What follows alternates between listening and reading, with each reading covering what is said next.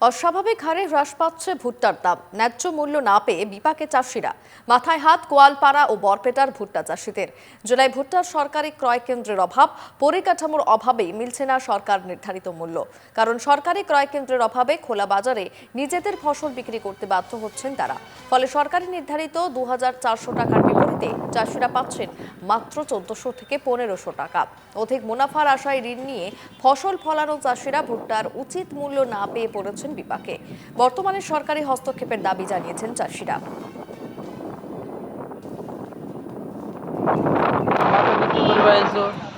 বিক্রি করলো ১৫৩০ টাকা, ১৫৩০ টাকা বিক্রি করি। আমার এক বস্তায় দিয়ে হার কিনবে বলে ১,০০০ টাকা যায়, মিনিমাম ৮০০ তলত না পায়। এক বস্তা ডিএপির দাম ২,০০০ টাকা, এনেকুৱা খরচ হয় আমার ১২,০০০ টাকা খরচ করে যায়। আজি বিক্রি করলো ১৩,০০০ টাকা, মোট আমার ১,০০০ টাকা লাভ হয়েছে। ইয়াত যে আমি কিমান কষ্ট করছো সেইটো তো কথাই নাই।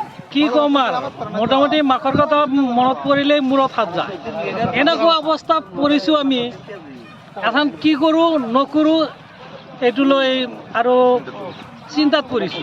আজি আহি মাকৈ বিক্ৰী কৰিলোঁ ১৫২০ টকা ৩০ টকা এনেকৈ বিক্ৰী কৰিলোঁ।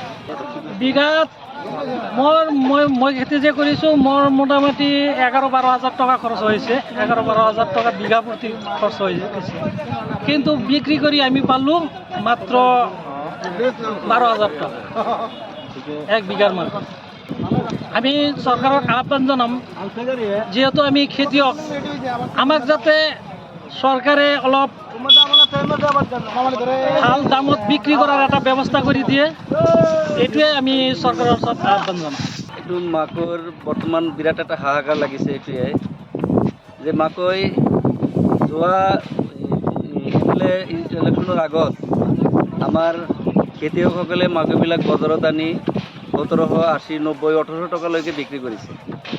কিন্তু ইলেকশ্যন যোৱাৰ পিছৰে পৰাই আমাৰ খেতিয়কসকলে এতিয়া মাকৈবিলাক বজাৰত আনি ১৫২০ৰ পৰা ১৫৮০লৈ বিক্ৰী কৰি সিহঁতে একেবাৰে জৰুলা হৈ পৰিছে, মানে হাহাকাৰত পৰিছে। যে এসপ্তাহ বা ২ সপ্তাহমান আগতে মাকৈ বিক্ৰী কৰিলোঁ ১৮ টকাত, সেইটো মাকৈ আজি ২ সপ্তাহ পিছত ১৫০০ টকা বিক্ৰী কৰিব লগা হ'ল। মানে খেতিয়কসকলৰ একেবাৰে হাহাকাৰ হৈছে। সিহঁতে বজাৰত আহি মানে হাবাতুৰি খায়।